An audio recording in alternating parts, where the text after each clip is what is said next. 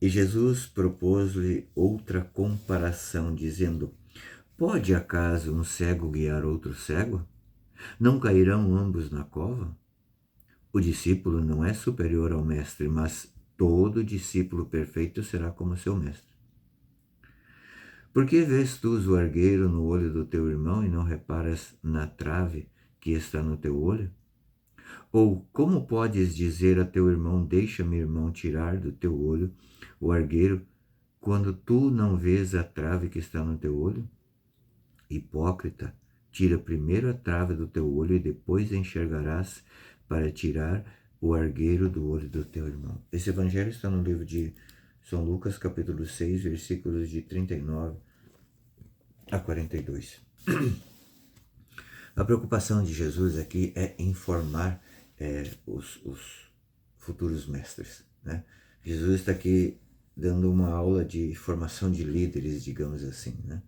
Porque Jesus entende que tem que formar os seus apóstolos, os seus discípulos, porque o seu tempo é curto, mas ele não quer que os seus discípulos, né, sigam os passos, por exemplo, dos levitas, dos fariseus, dos doutores da lei. Então Jesus está aqui dizendo que é necessário que a gente primeiro olhe para a gente mesmo, para dentro, para depois olhar para fora.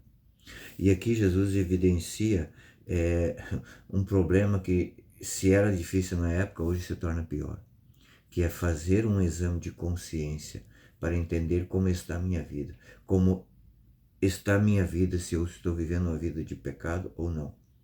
E para isso, para a régua para medir isso é a minha vida em relação à vida de Jesus, que é o mestre, digamos assim, a raiz de todos os mestres, que os mestres deveriam seguir Jesus Cristo.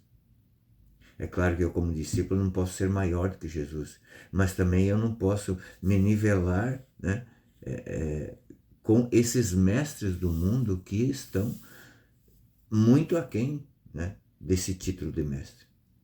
Como estão os mestres nos dias de hoje?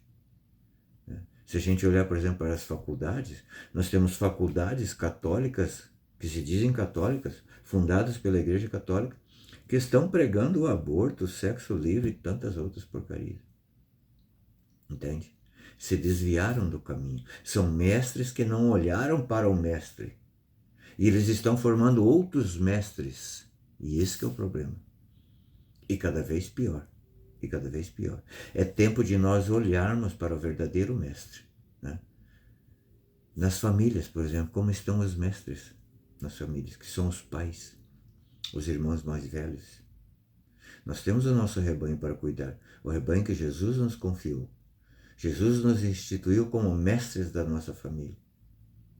E como eu estou como mestre, eu estou dando exemplo, eu estou olhando para o exemplo de Jesus, para daí viver isso, para dar o exemplo na minha família.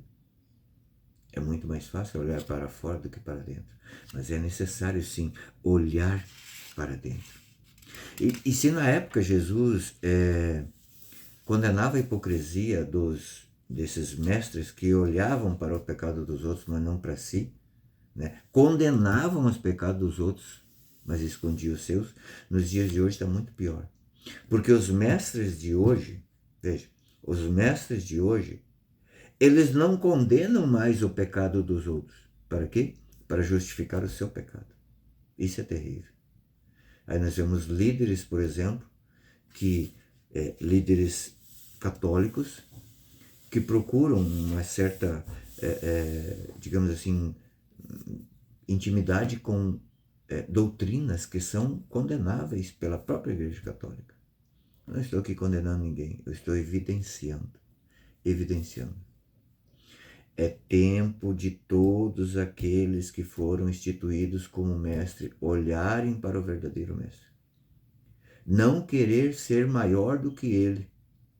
Porque hoje existem pessoas que estão se fazendo como Deus. Ah, Deus não sabe fazer as coisas, eu sei fazer. Tinha que ser assim. Quantas vezes nós damos pitacos nas coisas de Deus? Nós não podemos ser maior do que Jesus. Mas nós não podemos nos nivelar, né, na mesma régua que esses falsos mestres que estão aí nos dias de hoje na sociedade, né, colocando regras, e dizendo o que quer para fazer, levando as pessoas, primeiro eles, para o inferno, e depois levando as outras pessoas que o seguem para o inferno. É tempo de voltar à raiz de novo e buscar, né, a essência do que é ser um mestre no verdadeiro mestre, Jesus Cristo. Deus te abençoe.